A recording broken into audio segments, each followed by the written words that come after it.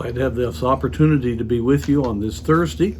And today I would like to look at the book of Colossians. The Apostle Paul writes this book because Epaphras, who was probably the one that planted the church, had come to minister to Paul and also to get from him how to deal with some of the doctrinal error that was coming into his region there in Asia Minor. Epaphras had been saved in Ephesus and gone back to his home territory and was a tremendous testimony. And so these chapters are written by the apostle. He'd never been to this area, but he gave them the truth here that would meet their needs. And you know, you can deal with doctrinal error and all the pressures around you when you are right with God and just in a genuine spirit of peace, because you are Spirit-led. He deals with the problem of strife and problems, and he says in verse 12 of chapter 3, "Put on therefore," this is speaking of the new man, "as the elect of God, holy and beloved, bowels of mercies, kindness, humbleness of mind, meekness, long-suffering, forbearing one another, and forgiving one another. If any man have a quarrel against any, even as Christ forgave you, so also do ye."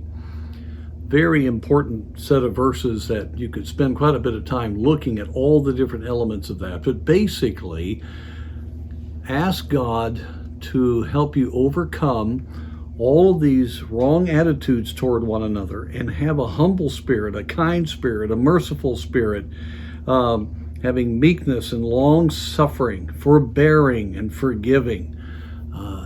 This will do much for you. You know, we are affected by all the pressures around us when we have personal pressures, especially in relationships within us. And it's so interesting. The verse I want to go to here is verse 14. "And above all these things, put on love." It's the word charity there, agape love, which is the bond of perfectness, and let the peace of God rule. When we understand that we have a wrong reaction towards someone, we haven't forgiven, we've got bitterness, we're not merciful, we haven't been kind, we've been reacting, we're bound up in ourselves because we feel that we've been wronged, or we're jealous, or there's just other kinds of issues. I can tell you right now, when that's in you and you hear things around you in this world going on, you won't have the spiritual strength to think right when you see that. You won't process it right.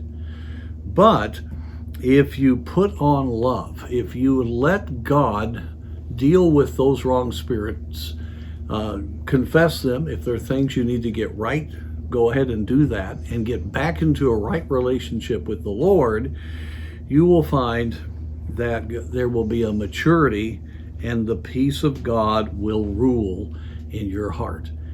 And you can hear things that when you were all bound up that would just really frighten you, and you can hear them when you are walking with God, and it's just a totally different perspective.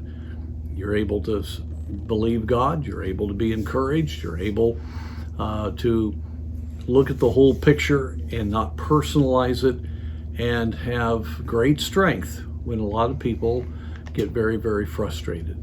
So I want to encourage you, if you got any relationship issues, that will take away your encouragement for sure, and it will take away your ability to handle other pressures around you. May God work in our hearts so that we can have His heart to forgive and to love one another.